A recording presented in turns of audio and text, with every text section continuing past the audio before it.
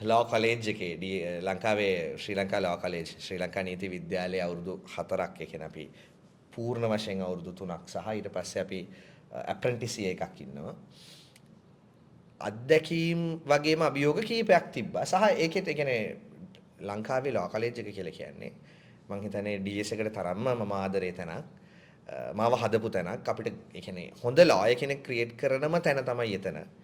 අපිට ඩිබේටිං වෙන්න පුළුවන් සහ ආදර්ශ උසාවි තරග කියලා කියන්නේ අපි mooting competitions වෙන්න පුළුවන් address to jury ඇමතීමේ තරඟ ඊට පස්සේ extra curricular activities ඒකත් එක්ක අපිට උසාවි එක්ක සම්බන්ධ වෙලා කටයුතු කරන්න සමහර අපේ ජජස්ලාත් එක්ක සම්බන්ධ වෙලා කටයුතු කරන්න ප්‍රෙසිඩන්ට්ස් කවුන්සිල්ස්ලා එක්ක සම්බන්ධ වෙලා කටයුතු කරන්න මේ network එක හදාගන්න ඒ law college එකේ අපි ඒ කියන්නේ actively ඉන්න එක කියන්නේ ඇකඩමික් කැලෙන් එහාට ගිහිල්ලා ඉන්න එක මාරම වැදගත්. ඒක තමයි මම හිතන්නේ වෘත්තියක් විදිහට. මොකද මේ නීතිඥවරයෙක් කියන එක අධ්‍යාපන කටයුතු ඉවර කළා නීති විද්‍යාලයේ පාස් වෙලා එළියට එද්දී අපි එක වෘත්තියකට යන්නේ.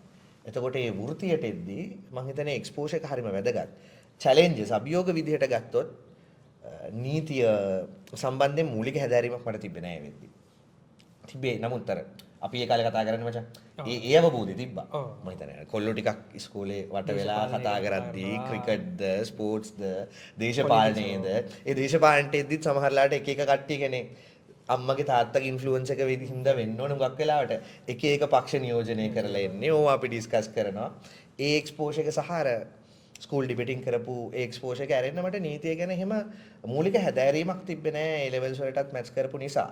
එහෙම අභියෝග කීපයක් තිබ්බා සහ විශේෂයෙන්ම law entrance එක අපේ සිලබස් එක වෙනස් වෙනවත් එක්කම එතනදිත් යම් නීති පිළිබඳව ටච් එකක් තිබ්බේ නැහැ. ඒ නිසා අමුතුවෙන්ම වෙනත් විෂයකට හදාරන්න යනවයි කියද්දී ඒකට ඇඩ්ජස්ට් වෙන්න යම් අභියෝගයක් තිබ්බා. නමුත් මම හිතන්නේ අර අපි ඒකට ආසාවක් තියෙනවා නම් ඒකට ඇඩ්ජස්ට් වෙන්න එච්චර අමාරුවක් උනේ නැහැ. law college එක කියන්නේ වෙනම එක්ස්පීරියන්ස් එකක්. මම හරි ආදරේ එක්ස්පීරියන්ස් එක.